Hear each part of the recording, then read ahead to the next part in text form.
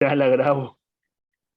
Es que todas estas están subidas las del electivo. Así que, Entonces no la grabo. La no, pues desgrabo. la estamos grabando. Ahí, perfecto, se está grabando. Se está grabando. Oye, muy buenas tardes, queridos, queridas. Bienvenidos, bienvenidas a esta la última clase teórica que vamos a tener de parte, por lo menos, del equipo docente de ustedes. eh, que es la segunda parte de esta tercera unidad que por primera vez en la historia logramos hacer, que, que se llama Doctrina y Planteamiento sobre la Dominación Social.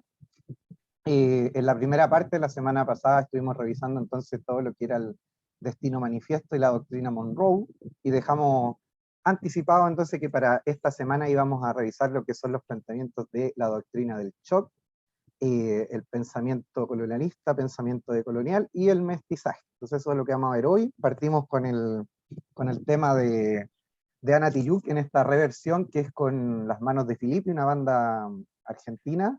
Es un tema donde cambiaron parte de la letra y la verdad explican bastante bien la clase. Si uno no supiera, después de esta clase, yo creo que uno escucha el tema y es como la clase resumida en 4 minutos y medio. Pero hay que tener la clase para después, yo creo, entender bien a dónde apunta el tema, ya que toman varios componentes que vamos a ver ahora. También otro componente que había olvidado es el tema de la manipulación mediática, que también lo abordan en la canción. Así que vamos a partir entonces con el tema del día de hoy. Me imagino que las diapos se están viendo, porque yo juro que sí. Sí, Sí, ya. sí. Ya, vamos a partir entonces con lo que son los planteamientos de la doctrina del shock, que son a partir, digamos, de una periodista canadiense que se llama Naomi Klein, que es autora de varios libros que son bastante conocidos y vendidos a nivel mundial, pero el más conocido de todos es el que se llama La Doctrina del Shock, que tiene como subtítulo El auge del capitalismo del desastre. ¿Ya?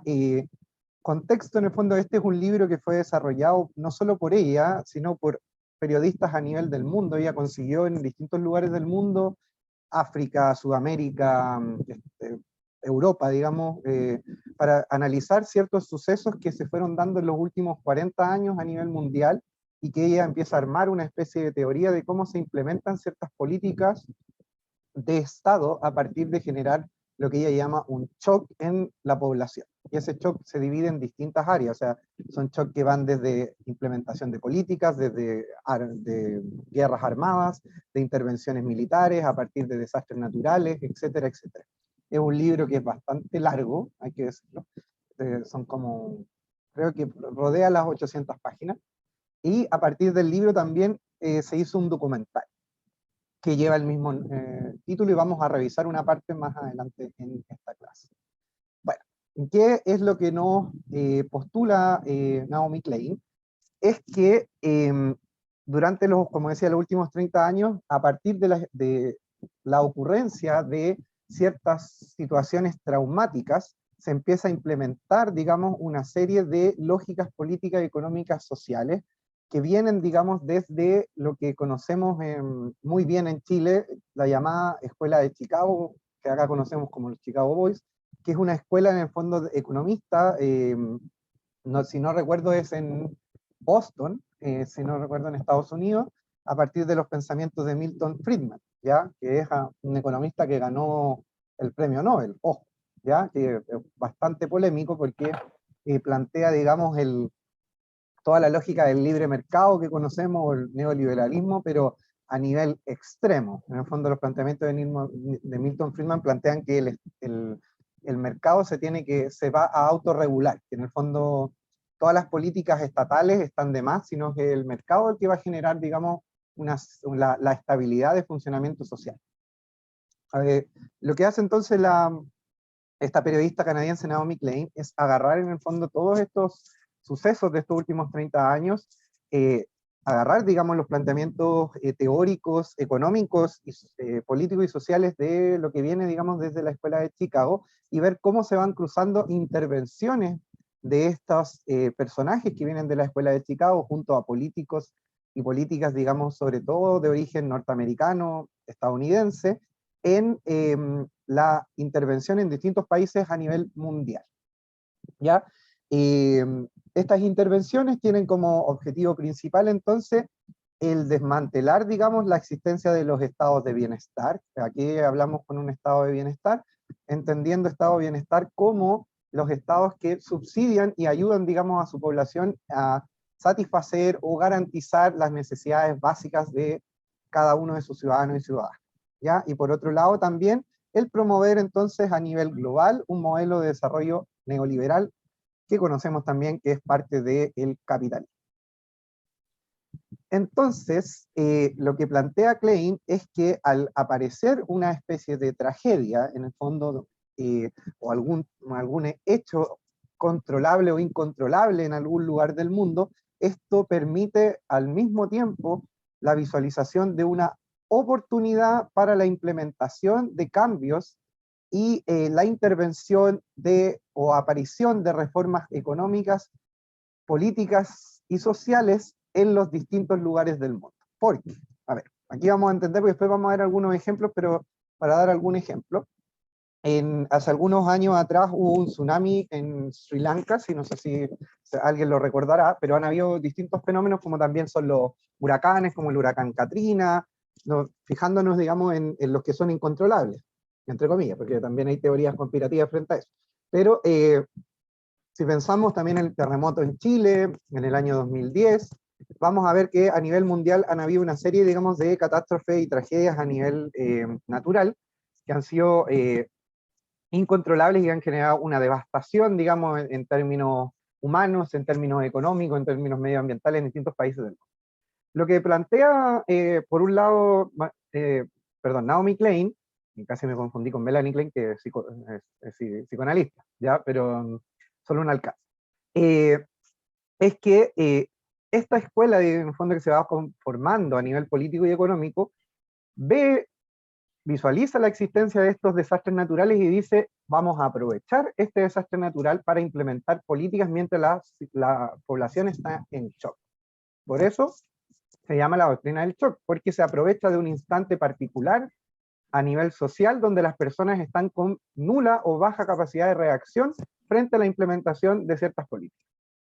Entonces, ¿qué es lo que pasó? Por ejemplo, una de las documentaciones que tiene este libro es a partir de un tornado, digamos, en una parte de Estados Unidos, que en estos momentos no recuerdo, que no es lo más importante, de cómo el gobierno de Bush en ese entonces, amparado, digamos, en la intervención de Milton Friedman, empieza a intervenir, digamos, la educación pública en ese lugar, y empiezan a aprovechar para hacer que toda la educación pase a un plano privado, porque la necesidad en ese momento de las personas claramente no estaba enfocada, digamos, en ciertos procesos, sino en el fondo volver a reinventarse a nivel económico, familiar, en términos de personas que quedaron sin hogar, sin ningún tipo de recurso, trabajo, etcétera, etcétera, y empiezan a llevar, digamos, toda la intervención hacia generar políticas educacionales que terminan en la privatización casi completa de ese Estado en términos educativos. Lo cual obviamente se ve desde una lógica económica, porque se aprovecha, digamos, entre comillas, el descuido de la población en ese momento en relación al shock para hacer este tipo de intervenciones.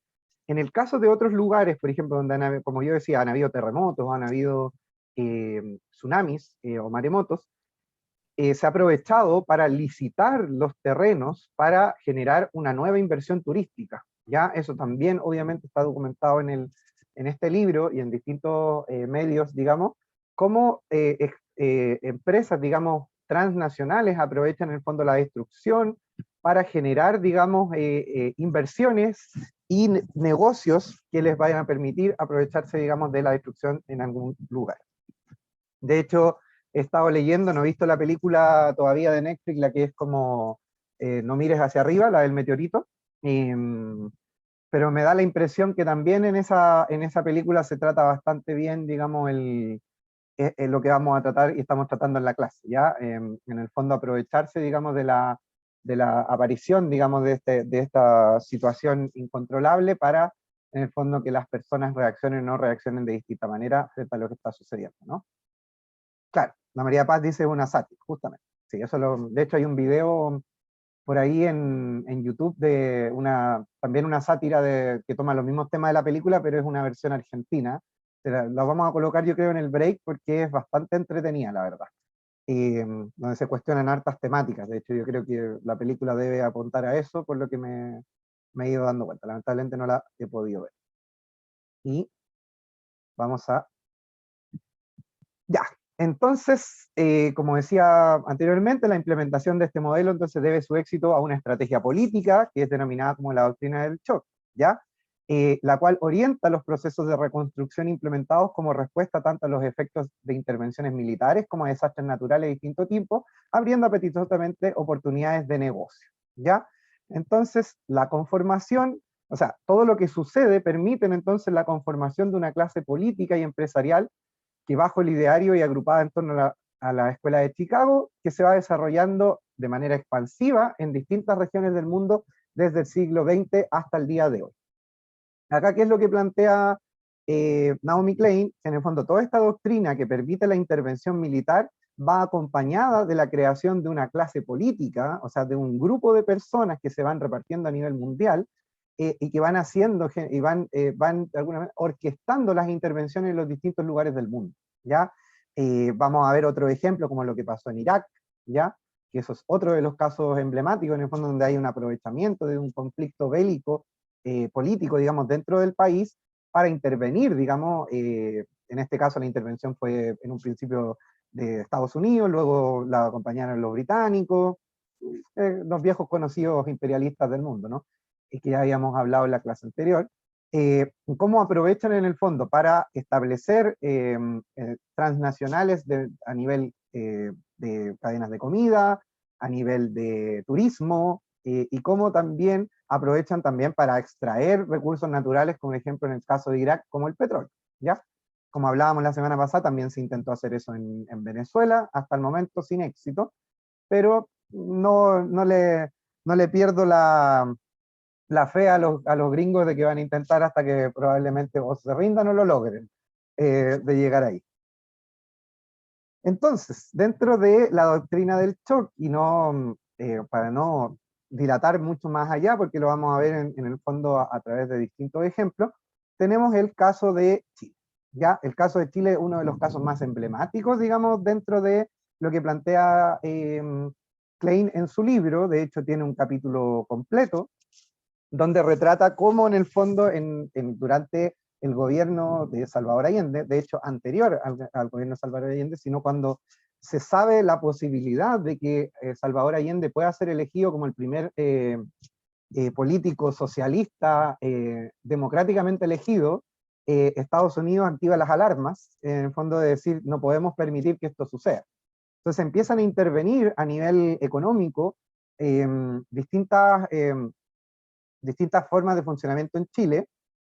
Claro, muy bien el dato que plantea ahí Luis, que también esto se da en plena Guerra Fría, entonces cuando había un cuidado tremendo en el fondo de quién, hacia qué lugares se inclinaba cada país, ¿no? Se iba hacia el planteamiento capitalista neoliberal estadounidense, o se iba hacia el planteamiento socialista que planteaba la Unión Soviética en ese entonces, ¿ya? Ojo que después recuérdenme cuando hablemos de los medios, la forma de manipulación, que hablemos del fenómeno de Chernobyl, que también es interesante dentro de la Guerra Fría. Entonces, eh, a ver, todo esto ocurre bajo el alero de un hermetismo secreto, casi de Estado en la época de intervencionismo político, intervencionismo también periodístico. Recuerden de que el Mercurio fue una de las principales fuentes, digamos, de manipulación en la época para derrocar, o entre comillas, propiciar el golpe de Estado que se dio, digamos, después, en el año 73, por Augusto Pinochet, ¿no? Acá, ¿qué es lo importante? Que durante, digamos, los últimos 15 años se han transparentado, en realidad más transparentados, se han filtrado, digamos, una serie de documentos que logran de alguna manera manifestar de manera, digamos, real, que hubo un intervencionismo de parte de Estados Unidos, hubo el envío de, digamos, personal de inteligencia del FBI, perdón, de la CIA, hubo financiamiento hacia ciertas políticas, digamos, que se dieron en Chile, ciertas manifestaciones. En este caso, por ejemplo, se habla mucho de cómo Estados Unidos financió el paro de los camioneros en Chile, cómo financió en el fondo la toma de las empresas también para que se cortara el suministro de bienes y necesidades básicas a la población, y cómo generó un clima de caos que propició en el fondo el golpe militar y posterior dictadura militar.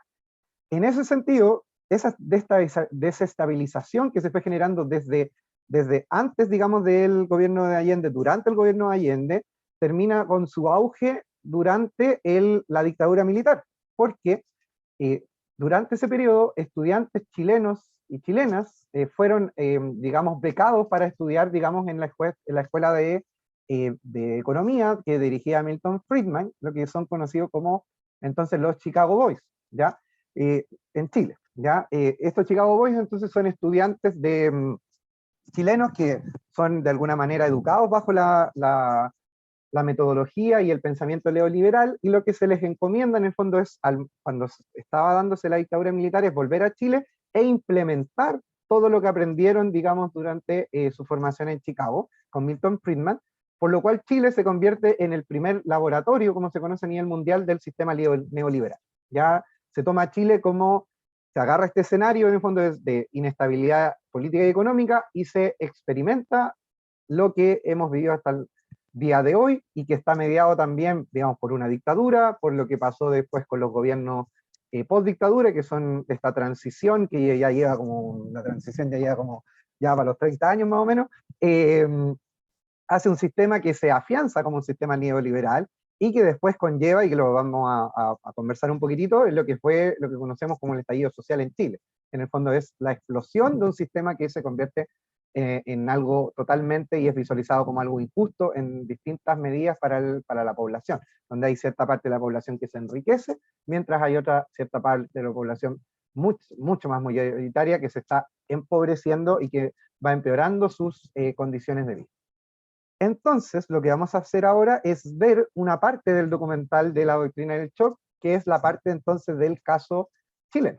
Así que vamos a poner atención, digamos, durante, creo que dura como 9-10 minutos esta parte, de lo que es la doctrina del shock entonces en el caso de Chile. Así que me voy a silenciar.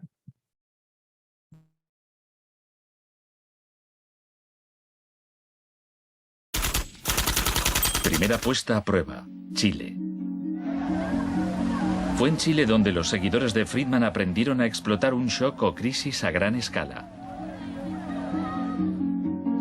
Por lo general, los voceros del neoliberalismo, los publicistas oficiales, ni siquiera mencionan a Chile.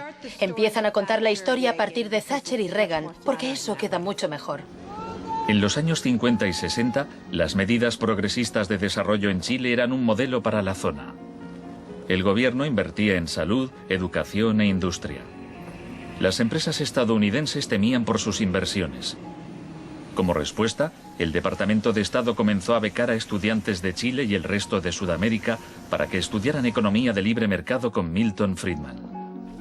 La Universidad de Chicago tenía un convenio con la Universidad Católica de Chile que permitía a muchos chilenos venir a Chicago, donde les impartíamos formación y se doctoraban. Los estudiantes regresaban a Chile a dar clases. El Departamento de Economía de la Universidad Católica en Santiago se convirtió en una mini escuela de Chicago. Arnold Harberger, el economista que dirigía el programa, se describía como misionero totalmente entregado. En 1970, la Unidad Popular de Salvador Allende ganó las elecciones con un programa que proponía nacionalizar grandes sectores de la economía. La compañía de teléfonos pertenecía en su mayor parte a la empresa estadounidense ITT, que encabezó los intentos de evitar que Allende fuera presidente. Contaba con el apoyo de Richard Nixon en la Casa Blanca. Yo no estuve allí, pero puedo decirle lo que sabemos con certeza en la actualidad. Él encargó a la CIA que impidiera que Allende asumiese la presidencia e intentaron convencerme de que instigara al ejército chileno cuando Allende resultó elegido. A pesar de las maniobras de la CIA, Allende juró el cargo de presidente.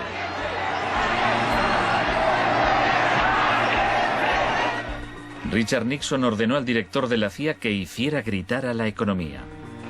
El señor Nixon es presidente de Estados Unidos y yo soy presidente de Chile.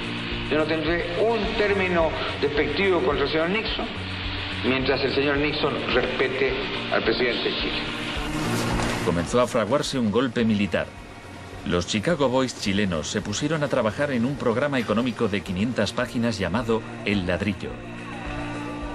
Con dinero de Estados Unidos se hizo todo lo posible por desestabilizar la economía. Se declaró una huelga de camioneros que paralizó fábricas y tiendas. Hubo un golpe de Estado fallido el 29 de junio de 1973. Después, el 11 de septiembre, bajo el mando del general Pinochet, el ejército asaltó el Palacio Presidencial. El shock de la guerra. Chile había disfrutado durante 41 años ininterrumpidos de un régimen democrático que estaba siendo derrocado por medio de la violencia. Para Pinochet y sus partidarios el golpe era una guerra, y desde luego estaba concebido para parecerlo. Fue el precursor chileno de la doctrina militar de shock y pavor.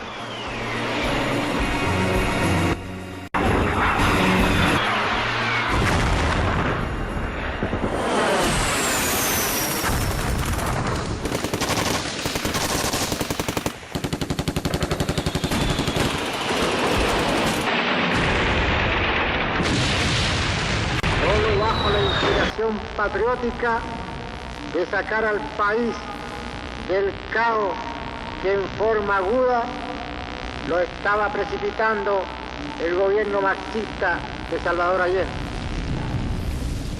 Los Chicago Boys entregaron a Pinochet El Ladrillo, su plan económico.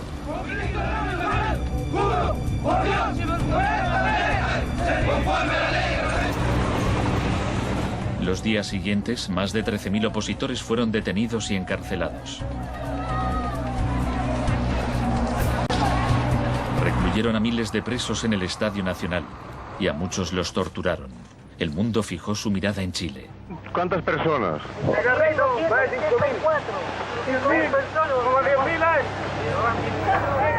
A principios de noviembre liberaron a 5.000 presos.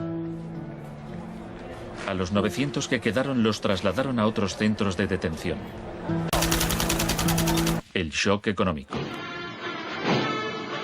Aprovechando el estado de shock de la población, Pinochet impuso las medidas recomendadas por los Chicago Boys. Suprimió el control de precios, privatizó empresas estatales, eliminó aranceles de importación y redujo el gasto público. Más tarde, Friedman reconoció abiertamente la importancia del experimento chileno. Se trataba del primer caso en que un avance hacia el comunismo daba paso a un avance hacia el libre mercado. No dio resultado. Al cabo de un año había una inflación del 375% anual, la más alta del mundo. Así que en marzo de 1975, Arnold Harberger y Milton Friedman volaron a Santiago.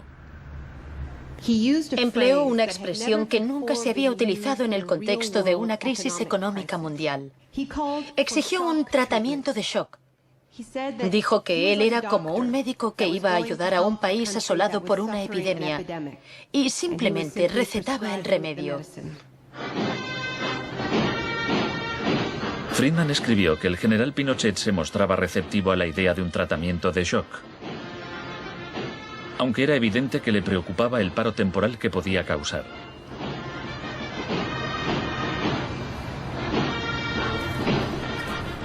Pronto quedó claro que la política económica de Friedman favorecería a los ricos a costa de los pobres. Se calculaba que una familia que intentara subsistir con el salario mínimo tendría que gastar el 74% de sus ingresos en pan. Viajar en autobús o beber leche se había convertido en un lujo. Pinochet acabó con la distribución gratuita de leche en las escuelas, disposición similar a la polémica medida que había tomado la joven ministra de Educación británica que más tarde sería su amiga. ¿Me siento aquí? Gracias. Muchas gracias. Para poder imponer estas políticas económicas, había que sembrar el miedo hacia un enemigo. Tampoco creo yo que se haya triunfado totalmente sobre el marxismo. El marxismo es como un fantasma. cuesta mucho tomarlo. Mejor dicho, no se puede tomar.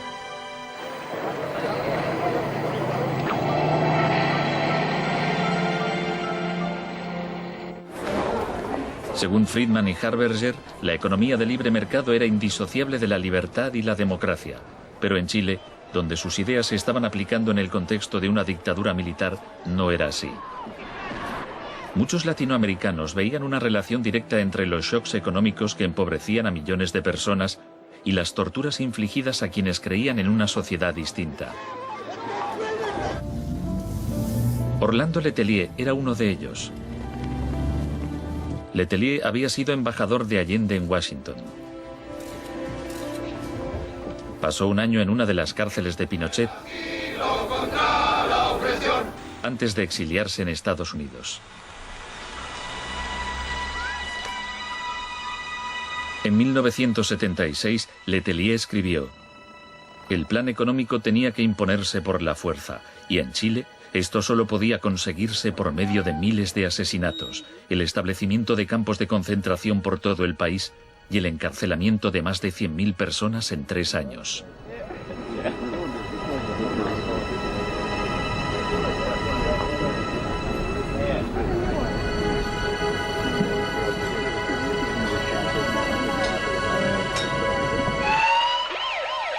Antes de que pasara un mes, Letelier murió en un atentado con coche bomba. El año del asesinato de Orlando Letelier se le concedió a Friedman el Premio Nobel de Economía. Saben, tienen una idea totalmente deformada de lo que pasó. Les explicaré un par de cosas. En primer lugar, universidades chilenas me ofrecieron 2 títulos honoríficos antes de que yo viajara allí. Rehusé aceptarlos porque dichas universidades se financiaban en parte con fondos públicos y yo no quería dar en ningún caso la impresión de que apoyaba el régimen político de Chile. No soy representante de Chile, no soy asesor de Chile, ni tengo responsabilidades para con el gobierno de Chile.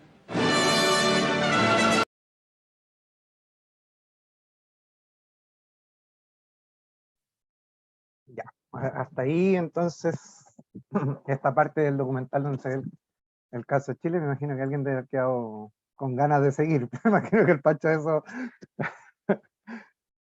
Después les voy a dejar el link del documental completo porque está de manera íntegra en YouTube, así que, y no dura tanto, así que lo pueden seguir viendo. Como que me dieron ganas de... Bueno, ok.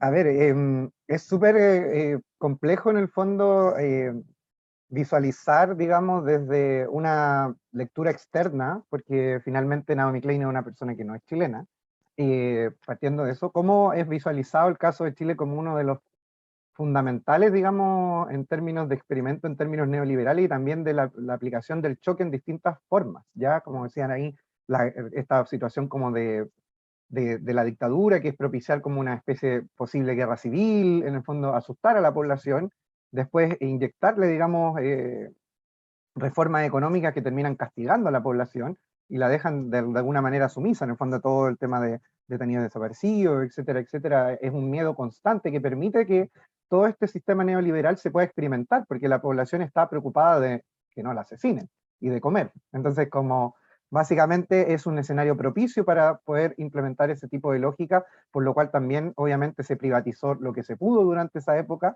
o lo que alcanzaron a hacer, y como veíamos ahí, se quitó gasto estatal, empieza todo el tema de la privatización del cobre, etcétera, etcétera. El tema de la Araucanía también es muy importante durante el periodo. Mucho material, digamos, para poder analizar. No sé si alguien había visto el documental, me imagino que muchas personas igual estaban un poco al tanto de esto.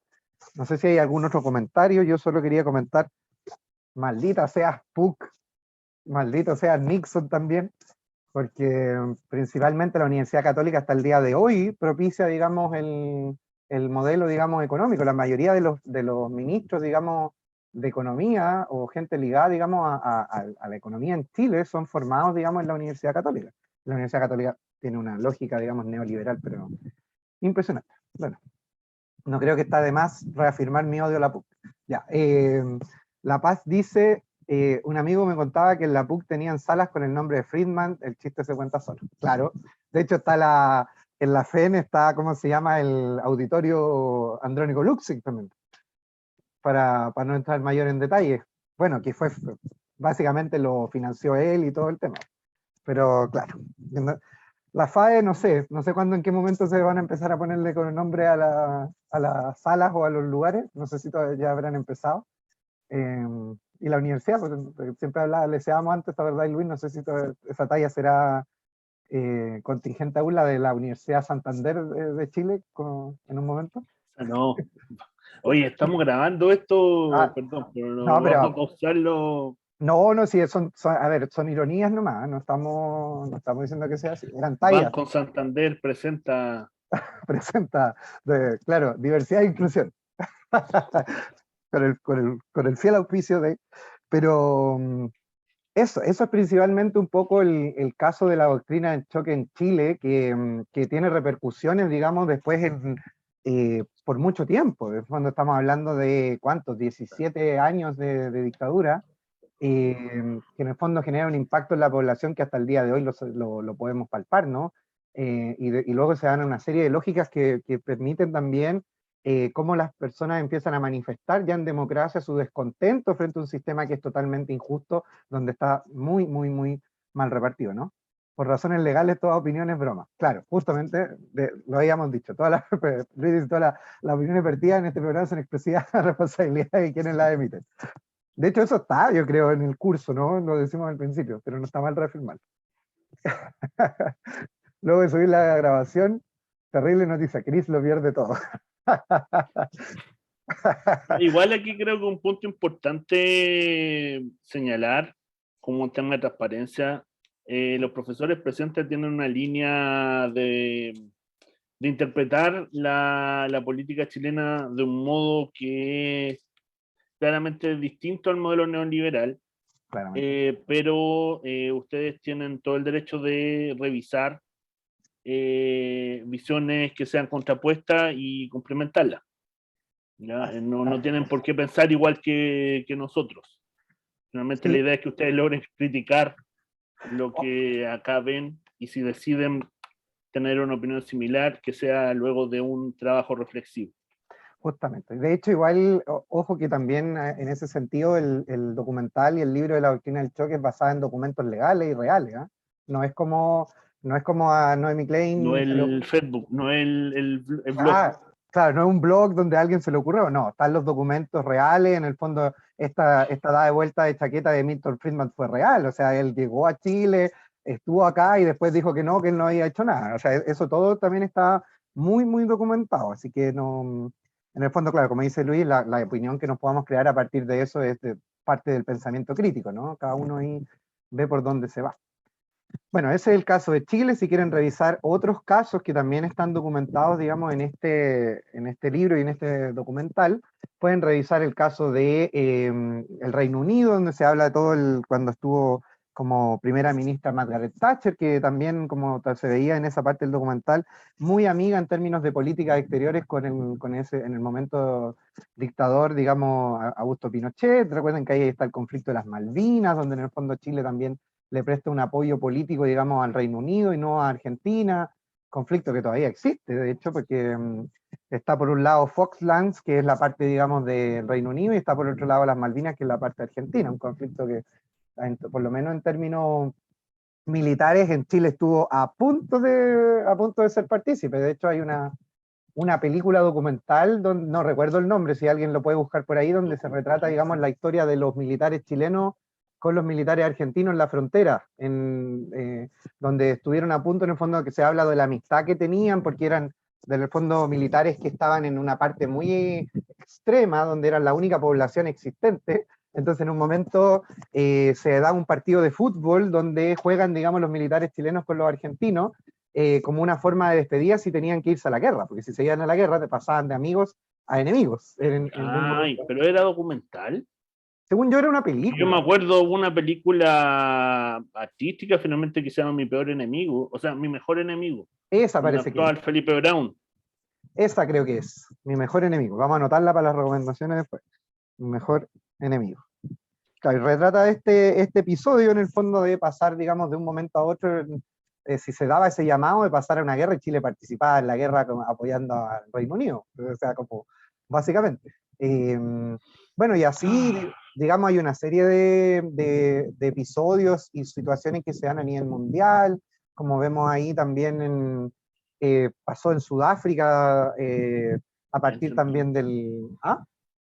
También Dale. de todo lo que es el fenómeno del apartheid también que ocurrió, digamos, en un tiempo hasta que apareció, digamos, Nelson Mandela, que aparece con un gobierno que es mucho más unificador, cosa que pueden ver reflejada, digamos, en la película Invictus. Invictus. Claro, sí, que es dirigida por Clint Eastwood, del año 2009, donde se retrata, digamos, todo el gobierno de transición, donde aparece Nelson Mandela, y Nelson Mandela utiliza también como una forma, digamos, de llegar a toda la población de Sudáfrica, el mundial de rugby que sea en ese momento, donde son el equipo de rugby de Sudáfrica que se llaman los Springboks, que en el fondo era como el deporte nacional, pero era un deporte solo de la población blanca. Entonces, ¿cómo se transforma en el fondo el vestuario, los simbolismos, a partir de una forma de tratar de unificar el país? ¿Ya? Es una súper buena película, habla mucho del liderazgo, de la democracia, de cómo se dan las estrategias políticas también, de cómo tomar un país polarizado y tratar de integrarlo. Por lo menos es una película bastante recomendada. Creo que está por ahí en HBO Max, parece que está la última vez que la vi. Y si no, ahí me la pueden pedir y la buscamos ahí en el Blockbuster y se la hacemos llegar. Un dato freak de esa película es que gracias a esa película se produjo el llamado efecto Mandela, que habla como de la ignorancia basada en la sobreinformación. Debido a esa película pasó en ese periodo, y de hecho todavía podría suceder, que en muchos sitios que hablaban como de noticias incluso, hablaban de la historia de Nelson Mandela y ponían fotos de Morgan Freeman. Entonces, también fue todo un tema acerca de cómo... Pueden googlear el efecto Mandela por ahí, es un hecho real de las redes sociales el tema del efecto Mandela. Y Morgan Freeman no es Nelson Mandela, ojo, ¿ya? Como Diego Boneta no es Luis Miguel también, podemos aclararlo al mismo momento, ¿ya? Pero suele pasar que en el fondo la imagen se mediatiza tanto que tiende a confundir, digamos, a la gente, ¿no? Sí, tanto así que el mismo profesor que está hablando, como lo recuerda Jorge, y es uno de mis karmas, ¿ya? Estaba tratando de explicarle ese mismo tema de la sobreinformación y la ignorancia en Educación para la Salud en el año 2018. Y me equivoqué en la cita y les dije el efecto Morgan Freeman. Oh, o sea, obviamente los estudiantes más despiertos y más documentados no tardaron en hacerme ver que estaba metiéndome en un hoyo y fue como, oh, pero bueno, lo importante es reconocerlo y tratar de corregirlo. Oye, ojo que, porque Jorge lleva hartos años en la universidad, eso se volvió a hacer, ahora volvió a ser presente, se podría haber olvidado, pero ahora se volvió a aparecer. O sea, ya la generación de ahora también ya sabe también del efecto Morgan Freeman. Claro, fue un gran meme, dicen por ahí. Me volvió un meme más encima. Uy, qué lindo, qué lindo. ¿A quién no le ha pesado? Claro. Yo he visto de esto de WhatsApp también, ¿cómo se llaman ¿cómo se llama? Sticker, también he visto stickers míos también por ahí dando vueltas, así que probablemente deben haber de tuyos también, Luis. Ni nuestra propia imagen somos dueños de ella debido al neoliberalismo. Justamente, cultura pop convertirse en meme, dice ahí la María Paz. Bueno, por algo tenemos la sección de meme education también en el curso, obviamente. Sí, bueno, pasando a temas serios, lo que quería agregarte, Cris, es que otro de los ejemplos que no es tan lejano son el caso de los países bananeros, que son los países que están en Centroamérica, incluye El Salvador, Honduras, donde Guatemala. también hubo intervención, Guatemala, claro, donde hubo una intervención de una empresa que se llamaba, ¿cómo era? Banana Bonita, una cosa así, ¿Ya? Que era una empresa gringa y que instigaba también o favorecía dictadura cada vez y golpes de Estado cada vez que habían como avances en políticas laborales para los trabajadores de la industria bananera. De hecho, Banana Unit, creo que se llama. ahí lo podéis buscar mientras, y bueno, en Centroamérica está el caso, digamos, del Salvador, de Nicaragua, que tienen más dictaduras que todos los otros países juntos, más o menos. Entonces, Claro, más o menos por la misma lógica. de hecho, la semana pasada hablábamos un poco de eso, de cómo se empiezan a implementar las escuelas, digamos, militares en Centroamérica y después empiezan a expandirse por Sudamérica, donde se entrena, digamos, a los militares de distintas nacionalidades para enfrentar ciertas situaciones de crisis sociales. De hecho, cuando fue el estallido en Chile también se habían montado unos era en la quinta región, no me acuerdo si era en Concón o algo así también, que se había descubierto que estaban entrenando a militares para reaccionar frente a las crisis sociales, pero en entrenamientos gringos, ojo, ¿ya? Bueno, eso, principalmente también cerrando la idea, cómo se van estos choques, generan estas desestabilizaciones económicas, permiten cómo las empresas transnacionales de estos mismos países se vayan adjudicando también los derechos de reconstrucción de los mismos lugares. O sea, es como voy, lo destruyo y luego yo lo reconstruyo. Un negocio por donde se lo mire, ¿no? Es como que ahora es como ahora venían los españoles a hacer el proceso de descolonización. Así como, no se preocupen, nosotros educamos descolonización, no hay problema. Sí, no se preocupe. No se preocupen, nosotros sabemos de esto. Claro. La United Fruit Company, ¿así se llama? Pero estoy buscando el nombre de la empresa. Claro, porque era como una filial, pero se las quedó debiendo. Y aquí, bueno, importante también para ir cerrando la parte de la doctrina del shock, es que tenemos que, o nos permite, digamos, ir comprendiendo cómo todo este proceso histórico que se va dando a partir de la coordinación, organización entre la clase política, la clase económica y los militares, digamos, y policías, va generando lo que se llaman en la actualidad como los neoconservadores, neoliberales, digamos, liberales también a secas, ¿ya? Que van fundando, digamos, una evolución de estos postulados ideológicos y los van implementando en distintas regiones del mundo o plantean la implementación en distintos lugares, ¿ya? Y aquí aparece el caso de Milei en Argentina, que ya lo habíamos hablado la semana pasada, que ahora fue elegido, digamos, hace poco como diputado y que por lo menos representaron la tercera fuerza política nacional en Buenos Aires. Recuerden que, digamos, Argentina está distribuido de manera, digamos, distinta en Chile, a nivel, digamos, económica y geográficamente, sino que es de manera federal, y la parte, digamos, de Buenos Aires abarca mucha parte digamos, de Argentina. En Chile vimos también lo que pasó con el candidato José Antonio, o José, si quieren decirle, que también llegó, digamos, con una visión más conservadora que la de Milei, porque la de Milei, si no lo conocen, búsquenlo por ahí, porque es bien conocido. La de Milei es liberal, pero al máximo, es muy Milton Friedman, ¿ya? La que plantea acá el Partido Republicano es más conservadora en el sentido religioso, ¿ya? De lo moral. Milei le da lo mismo, yo creo, ciertas cosas.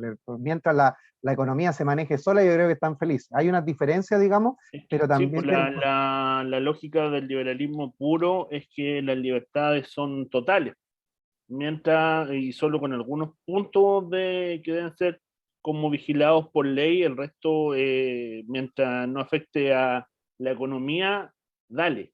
Dale, o sea, por ejemplo, Milei es activista por el tema antivacuna, pues, cosa que acá, por ejemplo, es mal visto. O sea, recuerden que en algún momento el candidato del Partido Republicano lo planteó, después se desdijo, después lo volvió a decir, pero no es una apertura, digamos, a manifestarse como antivacuna. Acá eso lo tiene una población muy, muy, muy minoritaria, y que es como decía Luis muy bien, de esta libertad a costa de lo que sea, ¿no? Las libertades individuales son completas, ¿ya?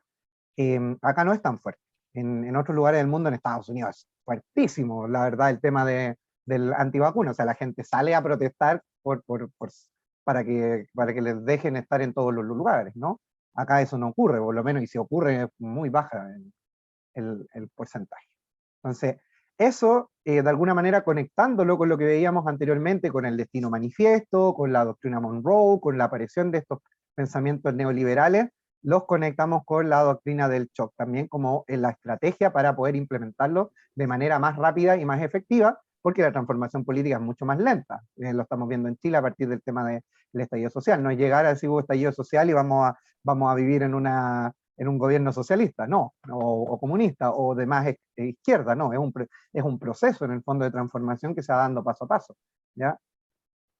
Eso, entonces, hasta este punto. ¿Hacemos el break de inmediato o vemos un punto más y después hacemos el break? ¿Qué dice el público?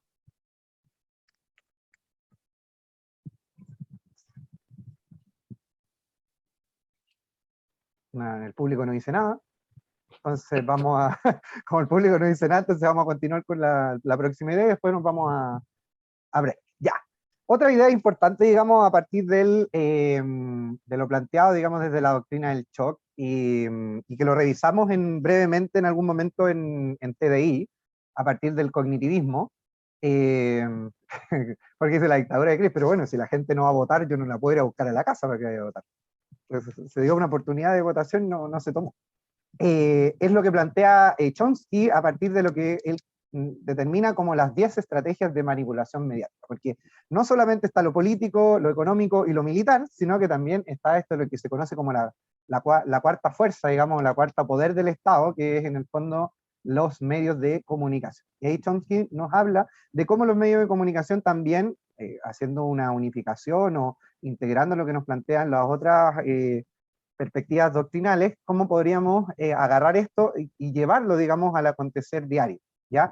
Y aquí nos habla de estas 10 estrategias, que las vamos a revisar brevemente porque no tenemos tiempo y porque alguna, digamos, interiorización hicimos también en TDI en su momento. ¿Cuáles son estas 3 estrategias? Primero, entonces, la estrategia de la distracción. Y la distracción, en el fondo, el otro día lo vi en un meme en relación al litio, donde aparecía por un lado, se va a, ¿cómo se llama?, a privatizar el litio, y por el otro lado decía, pero veamos el nuevo video de Marcianek. Ya, algo así era el meme. ¿Qué es lo que plantea esta estrategia de la distracción? Básicamente, entonces, es sacar del espacio público algo que es muy importante para reemplazarlo por algo que no es importante, pero se vuelve importante en términos de distraer a la población. Hay un video de eso que pasó durante el tema del estallido social, que estaba en un programa del Canal 13, y tenían invitado a este periodista deportivo, al Guarelo. ¿Ya? Y empiezan a hablar y de repente empiezan a salir con las noticias de un hombre que salió harto rato, que en Pucón y en Villarrica estaba como haciendo perro muerto en muchos lugares, en muchos locales, y como que ya lo tenían conocido como que era el que hacía perro muerto. Entonces, plena cobertura del matinal, mientras estábamos en pleno estallido social, a ese tema, y ahí como que Guarelo le da una de sus salidas estilo Guarelo, y les dice, se indigna y le dice, ¿cómo puede ser que estemos tanto hablando de este caballero que con suerte lo que ha hecho es comer gratis, cuando en realidad está pasando esta otra cosa? Y fue como... Y ahí me cayó bien Guarelo. Recuerdo ese momento, deberíamos colocarlo ahí, si lo encuentro en el break, si es que está ahí por ahí en YouTube. Ahí la Francia dice, mi polola se salió de periodismo cuando se dio cuenta que como todos los medios están controlados. Bueno, de hecho en Chile los medios están controlados por, digamos, como por distintos, ¿cómo se llaman? No son consorcios, ¿cómo se llaman? ¿Conglomerados? Son como conglomerados donde... Holdings. Holdings, esa es la palabra inglesa, el holdings. Los holdings, que en el fondo son dueños, por ejemplo, de Canal 13, de muchas radios, son de algún diario o prensa escrita, entonces como que cuando siguen una misma línea editorial, ¿ya? Ahora, por ejemplo, el caso de La Red ha sido como súper bullado porque es como el medio que se presenta como el que no cumple con el estándar de los otros, porque los otros claramente tienen una lógica de mantener un estatus de información que claramente es como utiliza estas formas, ¿no? Digamos que La Red tampoco es como la panacea, pero en el fondo presenta una visión, digamos, por lo menos distinta a lo que presentan los otros medios, ¿no? Por ejemplo, es notable el caso de Las Últimas Noticias. O sea, Las Últimas Noticias, yo creo que en toda su historia ha tenido como 3 portadas donde se nos muestra algo importante. El resto siempre son farándula o algo que en el fondo busca distraer de los problemas en el fondo reales que tiene la población. O sea, es muy claro en ese sentido. Y también, bueno, la manipulación que existe también en términos de lógicas patriarcales, también cómo se presentan, por ejemplo, los femicidios, la violencia de género, como con un lenguaje que hace pensar de que en realidad casi la víctima es la victimaria de lo que ocurrió. Pues. Tenía la culpa, lo merecía. Claro, básicamente, ¿no? La segunda estrategia, el del problema y soluciones, en el fondo es como lo que hablábamos un poco de la doctrina del shock, presentar un problema que se inventa, en el fondo se inventa un problema, pero al mismo tiempo se presenta una solución frente a ese problema. Entonces, por ejemplo, en el caso de los atentados terroristas, entre comillas, cuando se hace un atentado que no es atentado y después aparece el toque de queda como la solución, por ejemplo. Ya es como la seguridad, hay que implementar mayor seguridad, mayor control policial, en el fondo se genera una desestabilización para generar una solución. Y ahí los medios son fundamentales para lograrlo. Por ejemplo, en el caso de la huelga de los camioneros, del tema de las industrias, en el caso de antes de la dictadura militar, luego yo creo que sus papás, mamás, abuelos, abuelas, les deben haber contado de que cuando fue el golpe militar, al tiro aparecieron todas las industrias abiertas con todas las necesidades básicas para poder satisfechas, y había meses donde no estaba, ¿no? El discurso de Piñera, que creo que lo revisamos en algún momento también, la gradualidad también, en el fondo, la gradualidad tiene que ver cómo se van presentando las medidas de manera no directa. En el fondo vamos generando un escenario que nos permita ir permitiendo en el fondo la implementación de ciertas políticas, ¿no? Se va mostrando ciertos aspectos que supuestamente son dañinos, digamos, para la población, lo cual nos permite en el fondo ir de alguna manera permitiendo que se implementen cosas que podrían ser impensadas. Por ejemplo, el caso de los toques de queda para la pandemia, podría ser una medida que podría haber sido gradual, porque partió, digamos, para el estallido, se vio como una medida, después gradualmente se dio, después se implementó casi ¿cuánto estuvimos con el toque de queda? Como más de un año, ¿no? Básicamente, más o menos, o más. Entonces, no recuerdo muy bien cuándo. No, los toques de queda, más de un año. Más de un año, pues, porque las cuarentenas también fueron harto, pero claro, se entendían dentro de la gradualidad en el sentido de que era una emergencia sanitaria, ¿no? Que al final ahora veamos si se vuelven a implementar, porque ya se normalizó la existencia un poco del toque de queda, ¿no? Bueno, vamos con el cuarto, que es diferir, dice entonces presentar información o decisiones o posturas como dolorosas y necesarias, obteniendo la aceptación pública en ese momento para la aplicación futura. Más fácil aceptar un sacrificio futuro que un sacrificio inmediato. En el fondo, de alguna manera se va preparando a la población para la implementación en un futuro de alguna política. Ahí, por ejemplo, es vital el discurso, ¿no? Por ejemplo, como dice ahí Jorge, el tema del discurso de Piñera, tú vas preparando esa situación, por ejemplo, estamos en guerra. Entonces, ese discurso de estamos en guerra propicia en el fondo después que ciertas cosas se puedan implementar a futuro, porque estamos en guerra. Entonces, como que no tenemos que prepararnos para esa guerra de alguna manera, ¿ya?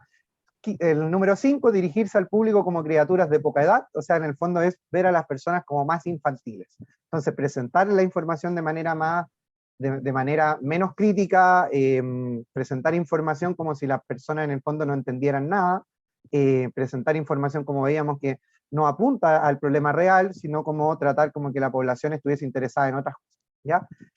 Utilizar el aspecto emocional mucho más que el de la reflexión. Ahí, por ejemplo, me acuerdo de este episodio de censura de la Karen Dogenbailer también para el periodo de ¿cómo se llama?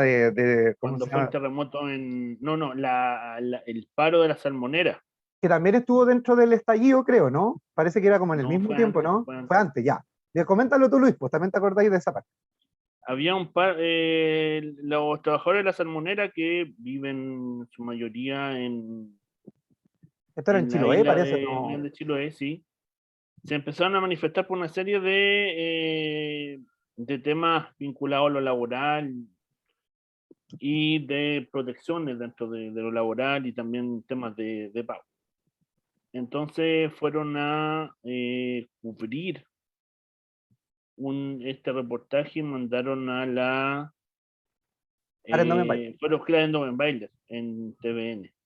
Así es. Y en una de las entrevistas que sale a entrevistar como a la gente, como tratando de hacer como la típica parada como de este reportaje o como esta cobertura contenedora, buena onda, así como que quiere bajar el ambiente, aparece una señora de un trabajador reclamando y muy enojada acerca de cómo los medios y cómo el gobierno no tiene participación, cómo dejan de lado y desconocen las necesidades de la población vinculada al trabajo de la salmonera, y que la culpa, y empieza a dar una serie de información, y cada vez se enoja más, y Karen Domenbailer se ve claramente complicada y termina supuestamente abrazando como para contener a esta señora, pero lo primero que hace no es abrazarla, sino que taparle la boca.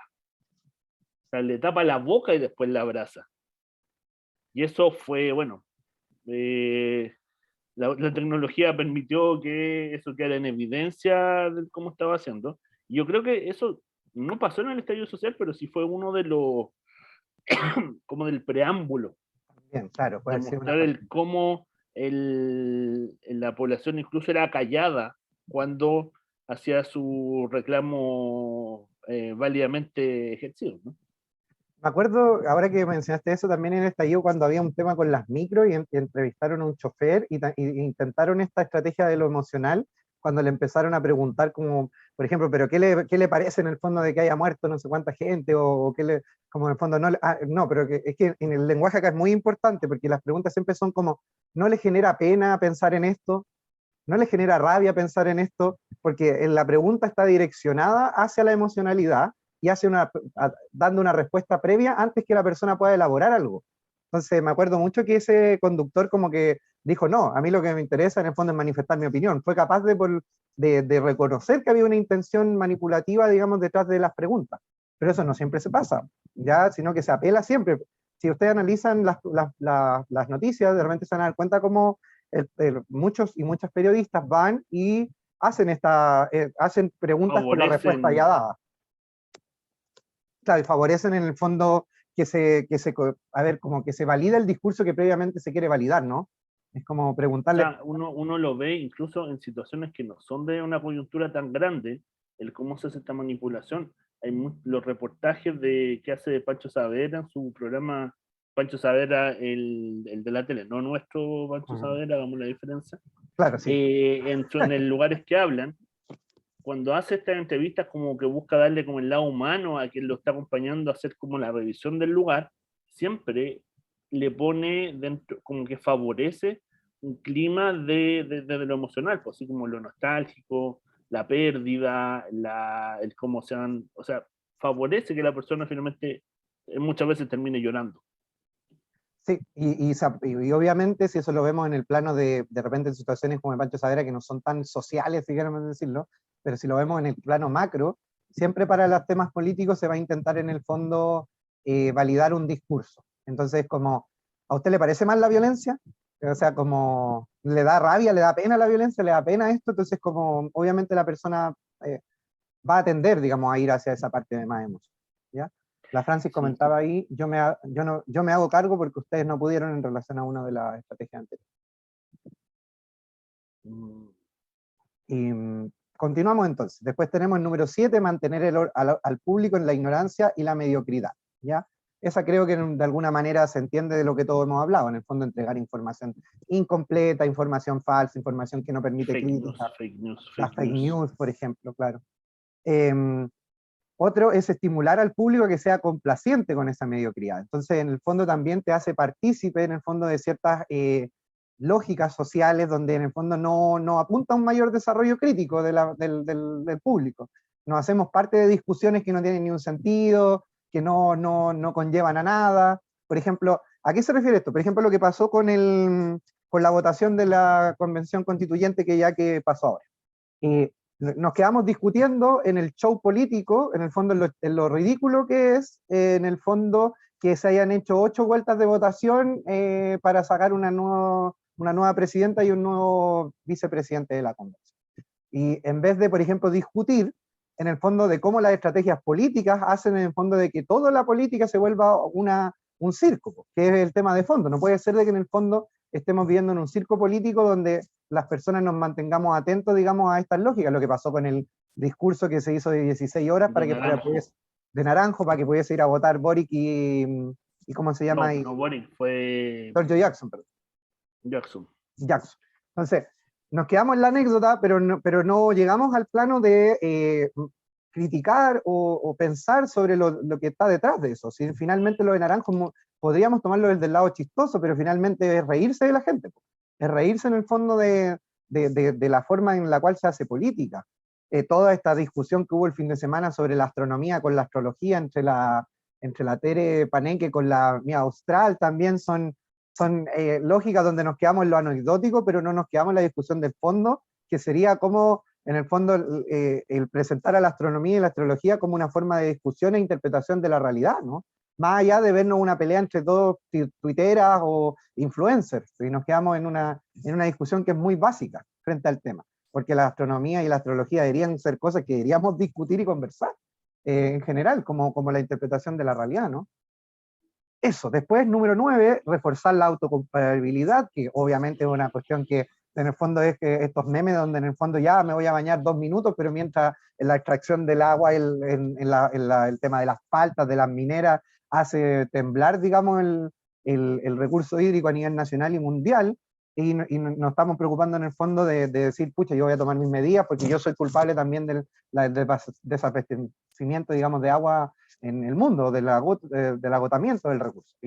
Y si bien podemos aportar, no es el tema de fondo, ¿no? Y por último, el 10, conocer a los individuos mejor de los que se conocen a sí mismos, y esta es la que habíamos hablado también a partir de estos documentales, por ejemplo, de las redes sociales, donde en el fondo terminan las redes sociales haciendo una especie de perfil de nosotros y nos empieza a entregar información que es la que nosotros queremos consumir. Entonces ahí nos damos cuenta de repente que no toda la gente que tenemos en nuestras redes sociales en el fondo es reflejo de la realidad. Nos damos cuenta, por ejemplo, a nivel de las votaciones, a nivel de la discusión social en la calle, nos damos cuenta que en el fondo vivimos en una burbuja porque nos encierran en un perfil de ver lo que queremos ver, ¿no? Eso en términos generales lo que plantea Noam Chomsky, que también en el fondo nos permite entender cómo se dan estas doctrinas o pensamientos que generan imposición y manipulación en la población. Vamos con lo último y nos vamos al break. Es un video cortito, más o menos de unos 5 minutos, donde hay colegas, digamos, académicos y académicas de la Universidad de Playa Ancha, creo, de la UPLA, donde hablan sobre todo lo que fue el escenario, digamos, de manipulación mediática durante el estallido social. Así que vamos con eso y después nos vamos al break. Déjenme voy a silenciar.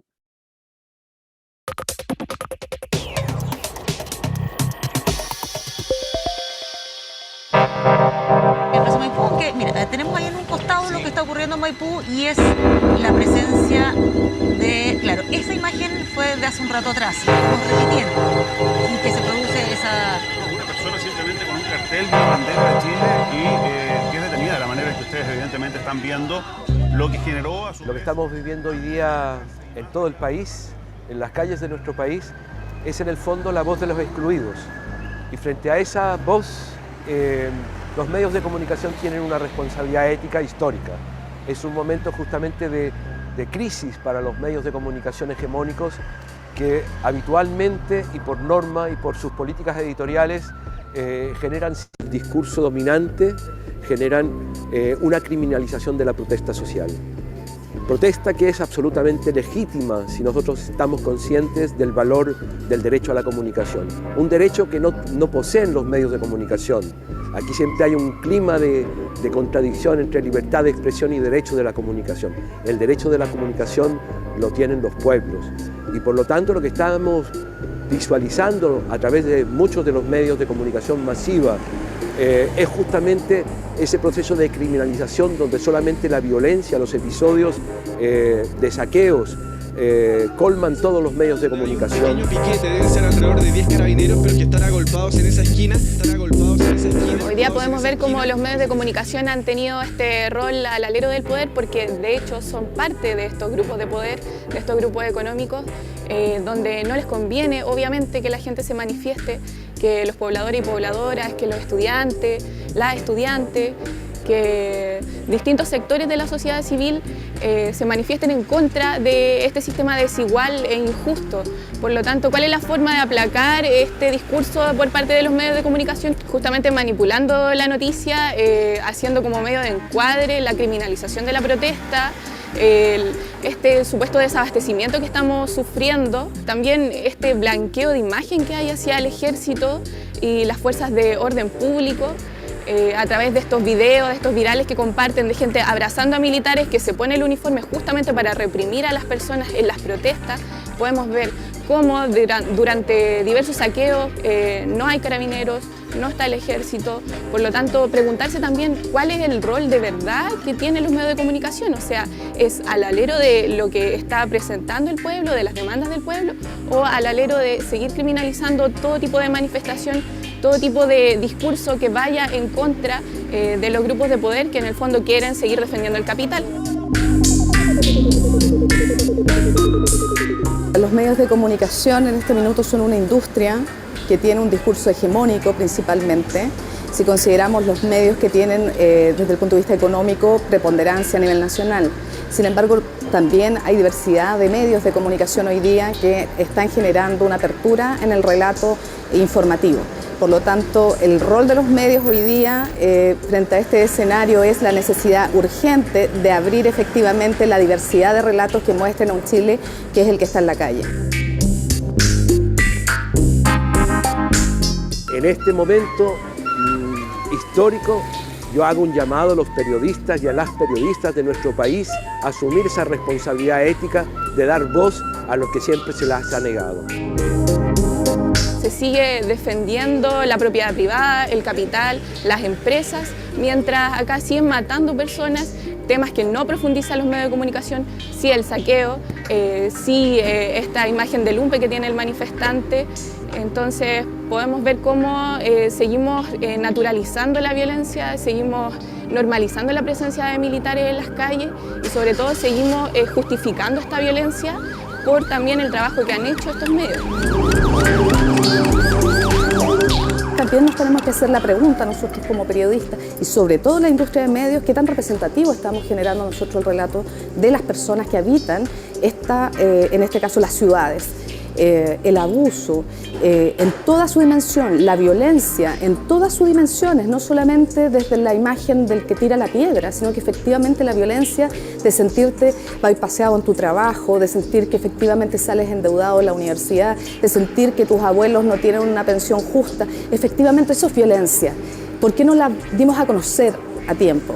Yo creo que hoy día es un tiempo de reflexión, de mucha mesura y sobre todo racionalidad para efectos del discurso periodístico.